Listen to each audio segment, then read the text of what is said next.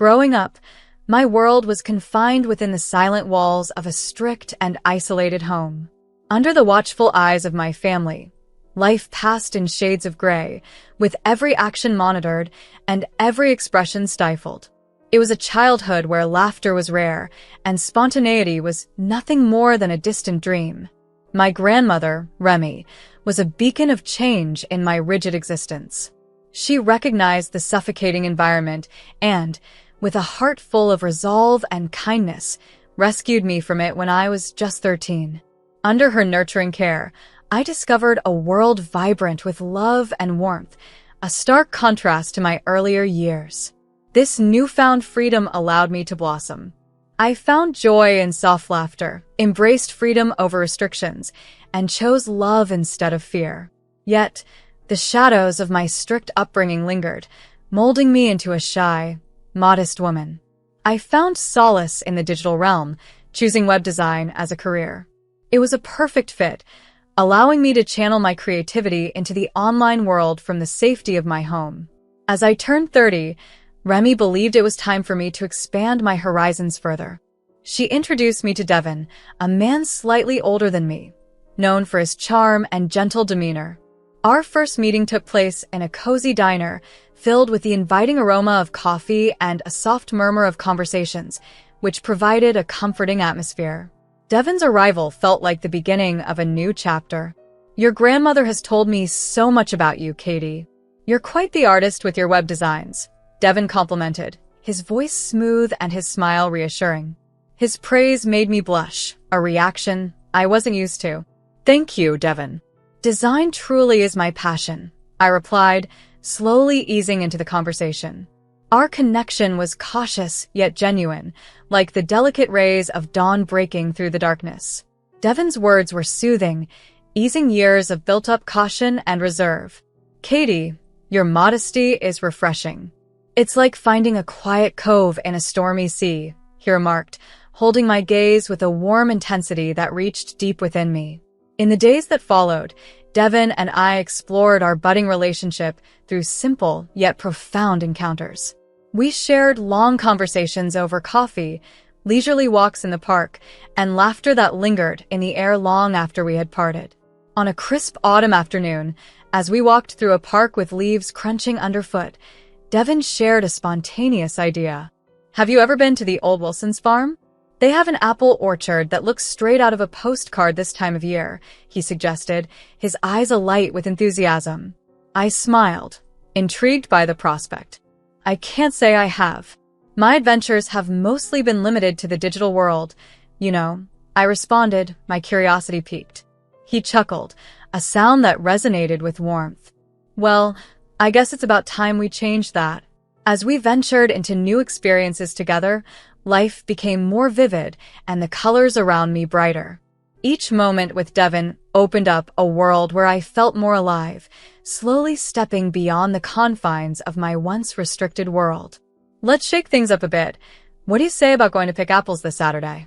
I hear it's the perfect way to spend a crisp fall morning," Devin suggested one evening, his idea lighting up our usual, comfortable routine with the promise of a new adventure. Agreeing to this plan felt like a bold step away from my past, a past cloaked in silence and restrictions, toward a life bursting with color and vitality. As days merged into weeks, my connection with Devin deepened, evolving beyond mere shared interests or physical attraction. It became a bond forged in understanding and appreciation for the true selves we both presented. One serene evening, as we watched the sunset paint the sky in brilliant hues of orange and pink, Devin broke the silence with words that warmed my heart. "Katie, these past weeks with you have been incredible. You have this quiet strength, this grace about you. It's rare and absolutely beautiful," he said, his words enveloping me in a sense of warmth and appreciation. His compliment caught me off guard, bringing a blush to my cheeks. "Thank you, Devin. With you, it's easy to be myself. To open up," I managed to reply. He took my hand, his touch gentle yet confident. "That's all I ask, Katie. Just be yourself, because who you are is truly amazing." I was thinking, maybe, just maybe, we could turn us into something more permanent, something lasting. He proposed his words a mixture of a question and a promise. Looking into his eyes, I saw not only the man I had grown to love, but also a future filled with laughter, understanding, and love. I'd like that, Devin. More than you know, I responded, my heart lighter and more hopeful than it had been in years. However, life took an unexpected turn when I moved in with Devin and his mother, Mrs. Margot. The home I had imagined as a sanctuary quickly turned into a realm of stringent expectations and sharp criticisms. The very first morning in my new home underscored this new reality. I was in the kitchen trying to make a good impression by preparing breakfast when Mrs. Margot entered, her gaze scrutinizing every corner like a hawk. Katie, let's get one thing straight. You're part of this family now, and in this house, we have rules. You're going to take care of the cooking and the cleaning. Got it? Her tone was sharp, brooking no argument. Taken aback, I could only nod. Yes, Mrs. Margot, I understand, I replied, my voice a mere whisper. Her eyes narrowed as she surveyed the kitchen. I expect things to be done right. I run a tight ship here, no slacking, she declared before leaving the room, leaving me to digest the stark reality of my new life. Each day became a relentless cycle of household chores. I would wake up early, cook breakfast, clean, work on my web design projects, and cook again. It felt as though my existence had been reduced to serving the needs of the house. Devin, whom I had thought would be my partner and protector, seemed oblivious to the strain I was under. One evening, after a particularly exhausting day, I decided it was time to voice my concerns. Devin, I need to talk to you about something, I began, my hands nervously twisting a dish towel. He looked up from his laptop, his expression one of mild annoyance. What's up, Katie? It's about your mom, I started, hoping to bridge the gap between my expectations and my new reality. Overwhelmed by the ever-growing demands of housework that seemed to fall squarely on my shoulders, I finally expressed my frustrations to Devin one evening. It's a lot to handle, and it feels like it's all just expected of me, I said hurriedly, hoping he would understand. Devin briefly glanced away from his computer, responding nonchalantly, well, Mom has her ways. It's how things are here. You'll adapt. But this wasn't what I wanted to hear. Devin, that's not fair. I'm not here just to handle chores. I work too, and I need my own space and time, I insisted, feeling a newfound courage stir within me. Devin exhaled deeply, clearly annoyed. Katie, don't blow this out of proportion. Mom runs the house. Just keep the peace, okay? His dismissive tone was a sharp reminder that my needs and my fatigue were seemingly insignificant here. As time passed, the constraints tightened further. It wasn't only about the chores anymore.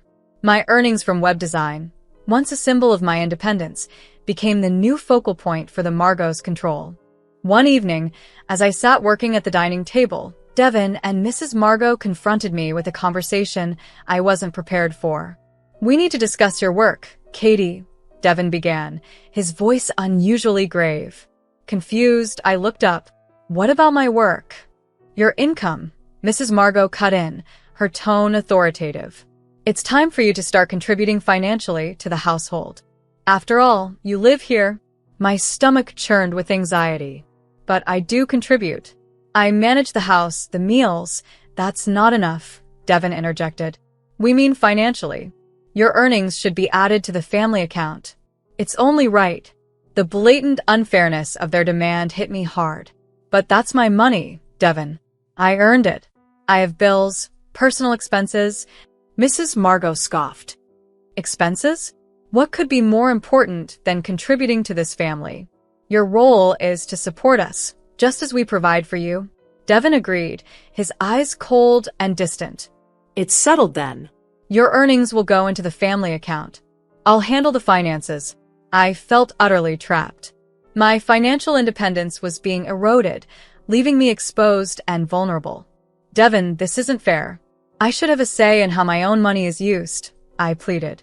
He shrugged, his gesture chillingly indifferent. Life isn't always fair, Katie. You're part of this family, and that's how we do things here.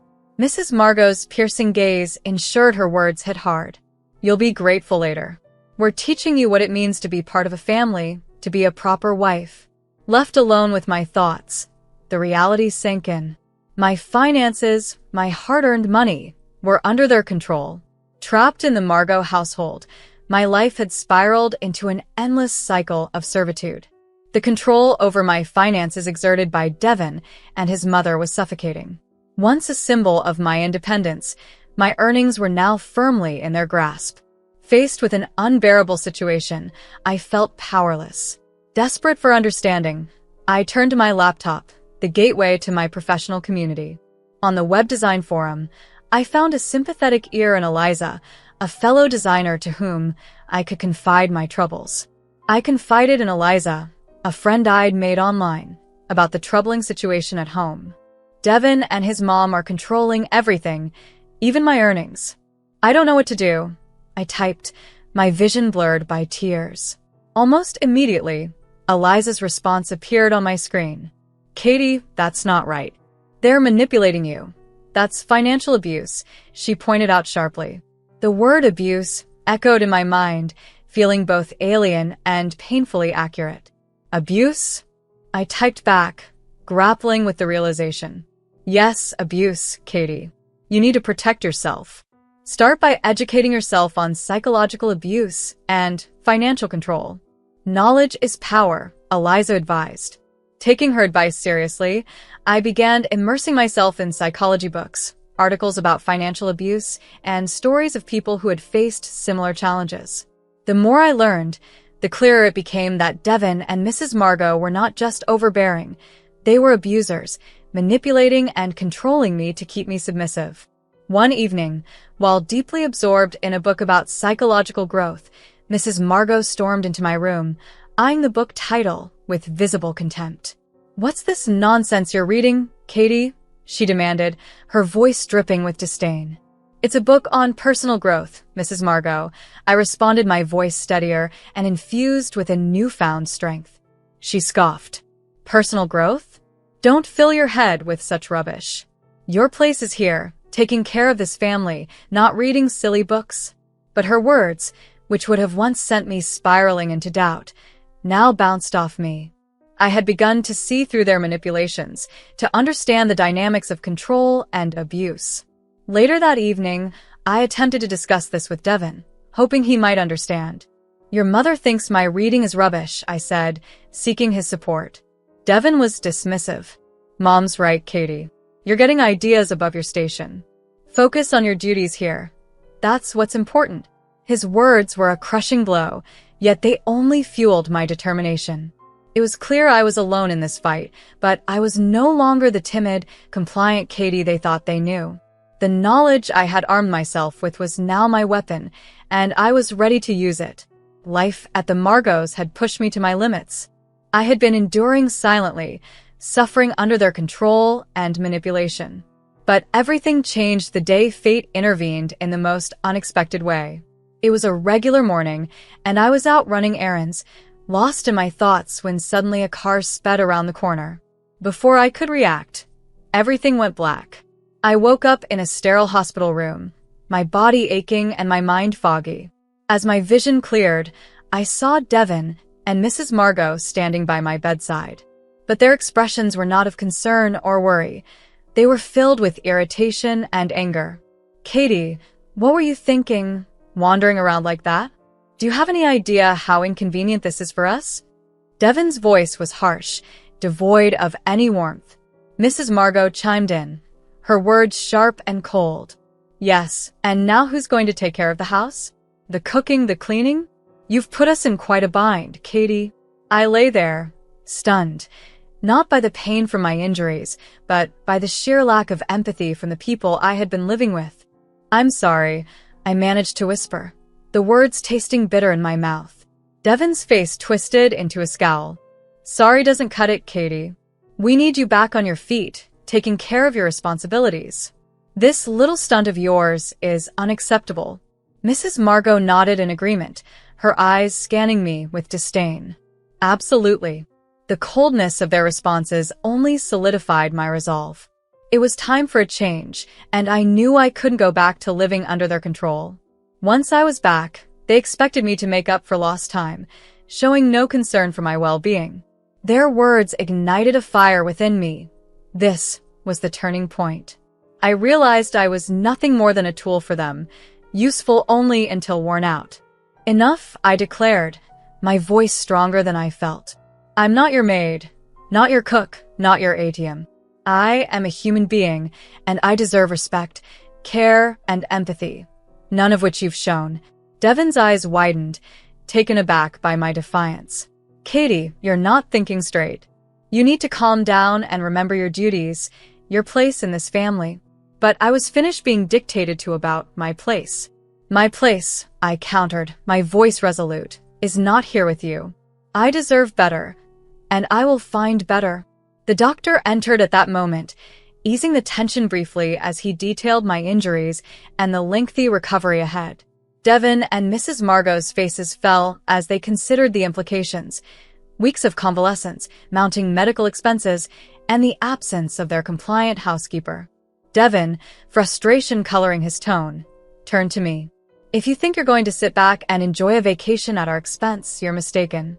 If you're not back on your feet and fulfilling your duties in a month, consider this marriage over. For the first time, his threat didn't scare me. It liberated me.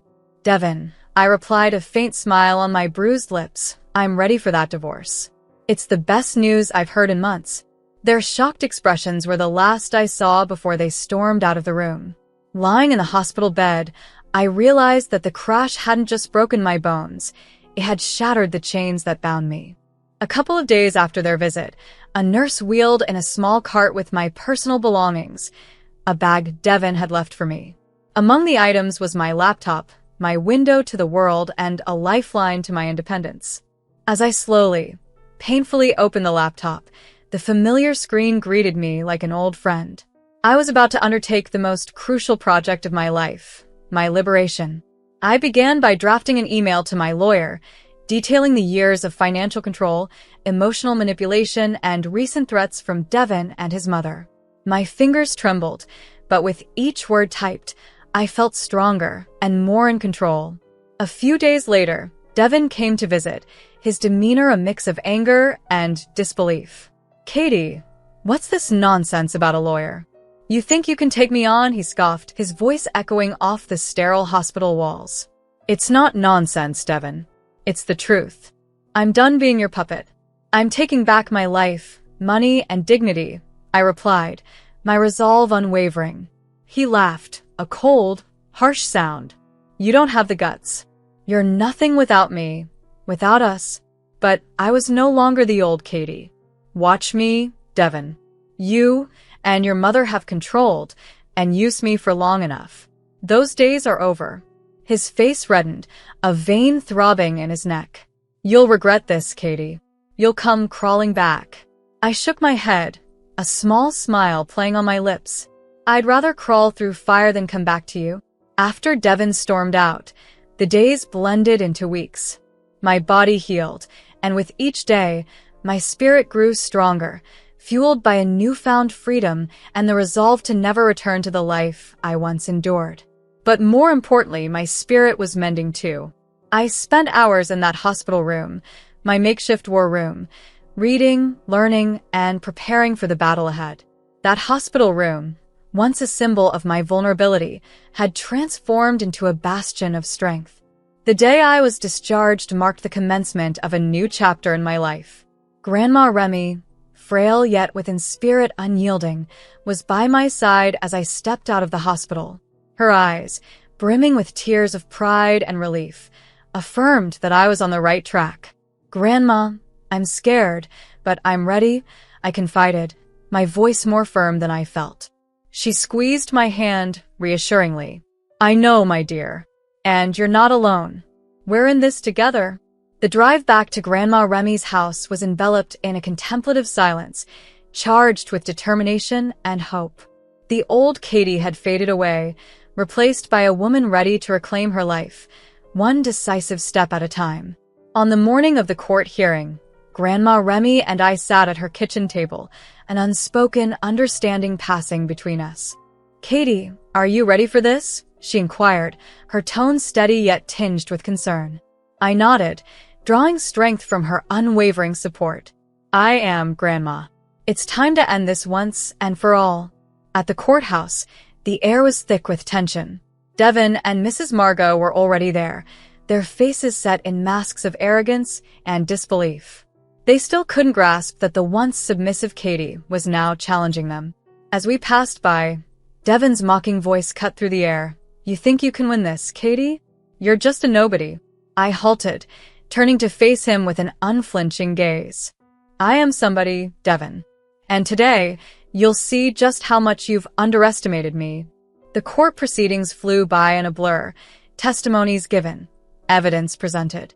My lawyer stood as a pillar of strength, detailing the years of financial and emotional abuse with precision and clarity. Devin and Mrs. Margot's lawyer attempted to paint me as an ungrateful wife, but the recordings I had made, the meticulous records of their controlling behavior, and the financial statements spoke louder than their attempts at deception. When the judge pronounced the verdict in my favor, granting significant compensation, the shock and defeat etched on Devin and Mrs. Margot's faces were images I would never forget. Outside the courthouse, Devin approached, now the image of a defeated man. "Katie, please, let's talk about this. We can settle it without compensation. You don't have to do this." I looked at him. The man I once believed would protect me was now just a shadow of his former self. "No, Devin. You had your chance.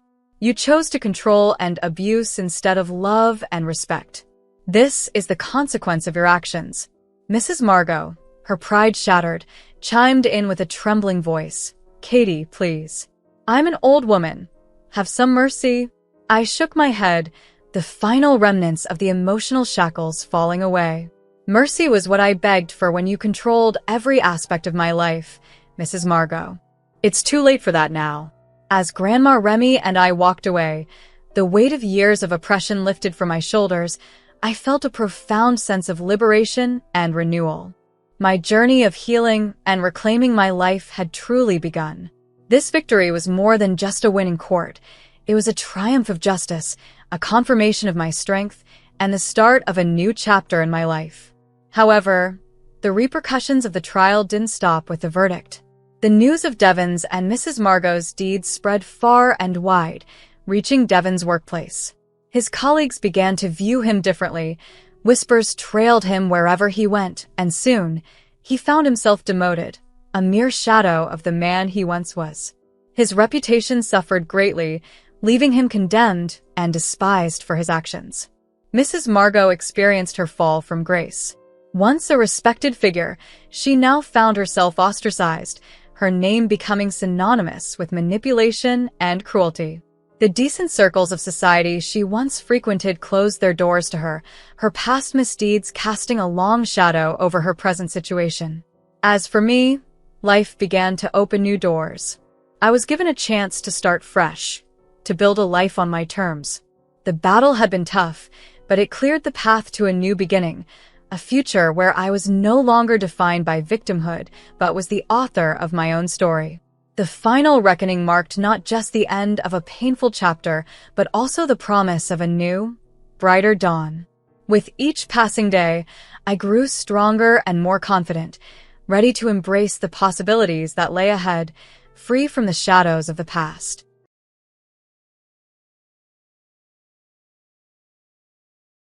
My name is Maeve.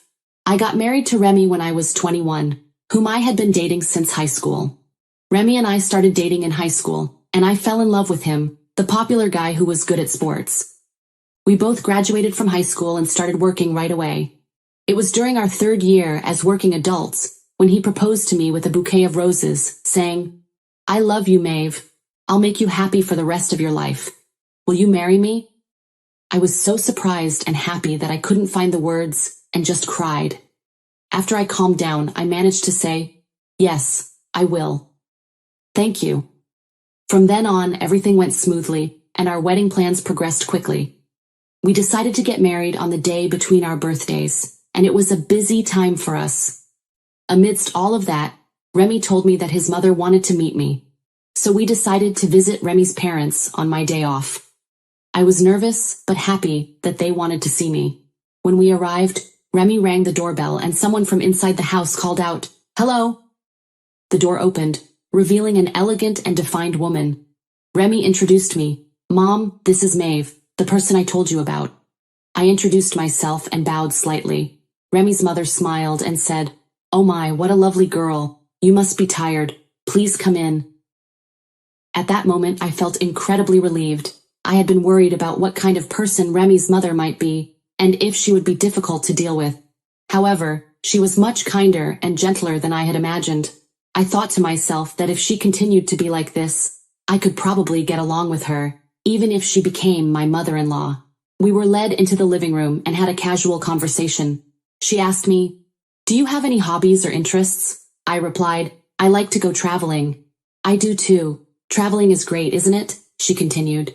As we chatted happily, Remy suddenly stood up and said, "I'll be right back, gonna use the bathroom." "Okay, see you soon," I replied as he left the room. Then, my mother-in-law spoke in a completely different tone and asked, "Maeve, can I talk to you for a moment?" I was startled by her change in attitude and asked, "What is it?" She glared at me as she spoke. "Can you do household chores?" I nervously answered, "If it's something basic, then yes." My mother-in-law let out a big sigh and said, "It's unfortunate that Remy chose to marry someone like you." I was taken aback by her sudden remark. She thinks it's pitiful for Remy to marry me? Why would she say that? I didn't know how to respond and just stood there in shock. Just moments ago, I had been relieved that she would become my mother-in-law and everything would be fine. But now, that hope was shattered so easily. Looking at me standing there dumbfounded, she said, "So, can you two just break up?" "No, even if you ask me suddenly like that," I replied, feeling frustrated. Remy returned at that moment and asked, "What were you guys talking about?" I didn't know what to say, so I stayed silent. She quickly covered by saying, "We were just talking about cooking or something." She then added, "You know, Remy, if you ever get married, Maeve and I will have to support this household from now on.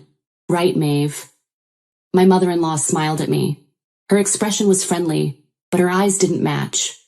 I couldn't express my fear well, so I just gave a false smile. There were more family gatherings after that, but I couldn't truly enjoy them, and ended up just giving forced smiles throughout. When the topic of living together came up as our wedding approached, I asked Remy, "I'm sorry, but can we live together, just the two of us at first?" But Remy was full of enthusiasm, saying, "My mom and dad are looking forward to it too.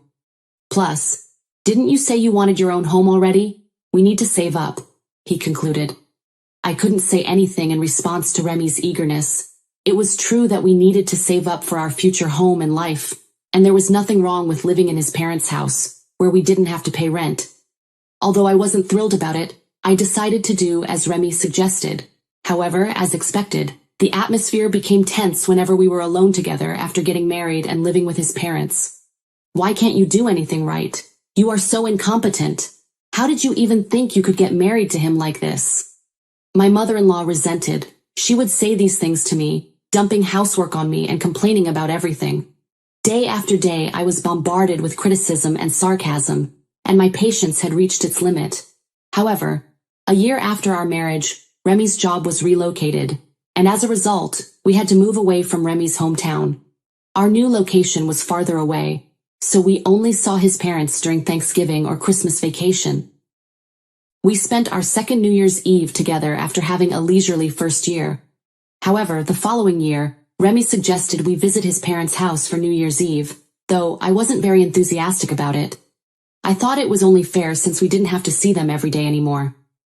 Unfortunately, the day after we arrived, Remy left to drink with his local friends, leaving me alone with my mother-in-law. My father-in-law had also accompanied Remy and would return late. I had hoped to spend a relaxing time, but instead, my mother-in-law immediately began telling me to clean all the rooms as a big cleanup. "What? All of them?" I asked, genuinely surprised. "Don't question what I've said, just do it without a word," she retorted with an irritated tone. Although I felt uncomfortable, I didn't want to cause any more trouble during the holiday season, so I reluctantly complied. While I was cleaning, she kept watching me, saying things like, There's still dust there. Didn't I teach you how to wipe properly when you lived here before? And to top it off, she started belittling me, saying, "Oh, it's such a shame that Remy has to live with such an incompetent wife like you." Of course, though her comments upset me, I kept quiet and did as she asked. Because of incidents like this, I told my husband that I get tired when I visit my in-laws, so I don't want to go there as much as possible. But my husband said, "You should come back home properly on New Year's Eve. Mom is really looking forward to seeing us, you know." He blamed me as if it was my fault. Yes, my mother-in-law never bullied me when Remy was around, and even acted too kind toward me. So, I couldn't tell Remy that I was being bullied by her, and could only keep quiet. Even after that, it was once a year, on New Year's Eve, that we had to go to my in-laws' house. At that time, I convinced myself to enjoy it, saying it was only once a year. But actually going to my in-laws' house was nothing but painful. I intended to retort if my mother-in-law said anything on the way to their house. But when I actually faced her, tears welled up for some reason, and I couldn't say what I wanted to say, even when she made sarcastic remarks. However, even I have my limits. Before spending my 5th New Year's Eve with them, I decided to confide in Remy. "I know this may sound sudden, but I don't want to go back to my parents' house after all. I don't want to see my mother-in-law," I said. "Is it because she makes snide remarks?" Remy asked me calmly. "Huh? Did you know?" I widened my eyes in surprise. "Well, I've seen some signs," he said as he fiddled with his smartphone. "If you knew, why didn't you help me? It's been really tough for me all these years since we started living together." I spilled tearfully, but he didn't even glance at me. On the contrary, he heaved a sigh as if annoyed and said, "Hey Maeve, you're alive, so just try a little harder. My mother is just watching out for you because you're not doing well, isn't she?" he concluded. At that moment, I felt something inside me crumble. He knew I was being bullied by my mother-in-law, but he did nothing. He knew and ignored it, thinking that my mother-in-law was right. Everything seemed stupid, and I gave up. In the end, I didn't have the energy to retort to Remy, and I decided to go back to my in-laws' house that year too. When I arrived at my in-laws' house, my mother-in-law started belittling me, just like always. "I told you last year, and yet you still haven't done it," she stated to me assertively. I wondered if Remy had told her about my complaints regarding her bullying, as she began to make sneaky comments directly to me, even though Remy was pleasant. To make matters worse, Remy joined in, laughing whenever his mother scolded me, saying things like, "Can you do anything right when you're at your husband's family's house?" But even when we were living together, Remy never lifted a finger to help with the housework, leaving everything up to me. All my pent-up frustration began to grow with each snide comment from my mother-in-law and every laugh from my husband. Before I realized it, I had taken off my apron and was looking directly at my mother-in-law. "I'm leaving," I declared. But my mother-in-law retorted, "What are you talking about? You're living without doing anything as a wife? Are you crazy? Do you want me to do everything for you?" I responded, "Yes, please. Or better yet, if you have something to say, why don't you do it yourself? Do whatever you want. I'm leaving." With that, I packed my bags and left. I didn't need to put up with any more discomfort. There was no need for me to stay in this house any longer. Even though I could hear my mother-in-law and husband's angry shouts as I left, I ignored them all and went home. As I rode the train back, I kept repeating to myself, "This is the right thing to do." When I finally arrived home, I didn't read any of the many messages that my husband and mother-in-law had sent me. A few days later, my husband came home and said, "Let's get a divorce." "What, divorce?" I asked. "You talked back to my mother, didn't you? She's had enough of you," he said. "And besides, I have a girlfriend now. She's younger and cuter than you. My mother even suggested that I should be with her instead," he continued. "That's cheating, isn't it?" I said. "Sure it is, but you made me do it. You and my mother both have been a pain in my neck," he said. I felt like nothing mattered anymore. Maybe my husband would repent and apologize for everything. Maybe he would change, but it was all in vain. "Okay, I understand," I said, and packed my things to leave the house. I decided to go back to my parents' house. With no clear destination in mind, I walked from the nearest station to their home in the snow, and my parents, who came out to greet me, looked surprised. "What happened?" my mother asked me, and before I could say a word, tears overflowed from my eyes. Everything I had been enduring on my own all this time seemed to flow out with my tears. I cried out loud like never before, and my parents kept patting my back throughout. After wiping my tears and telling them everything, my mother shed tears while my father turned red-faced and fuming. "You did a great job," he said, patting my head, and the tears that I thought had receded welled up again. There was also the matter of inheritance, so my father introduced me to a lawyer he knew. As a result, my husband's family's finances were in shambles.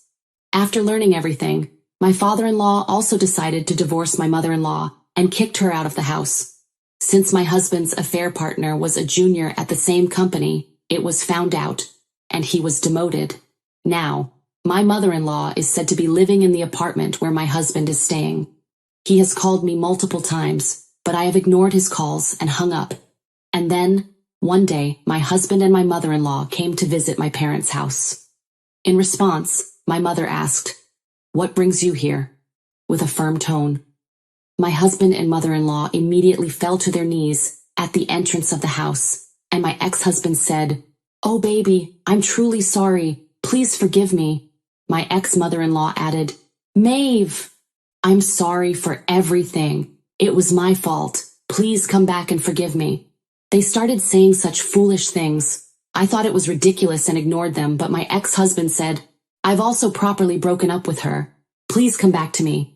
I was infuriated by his words and retorted, "What are you even saying now? You're disgusting."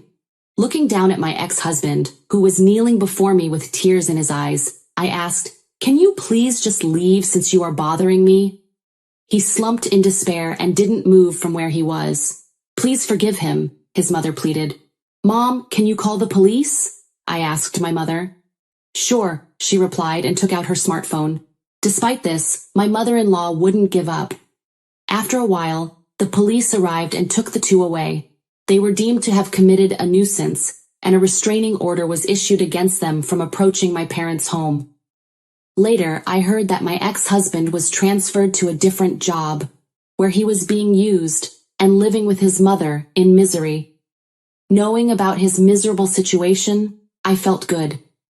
After being a victim for so long, I decided to take it easy from now on.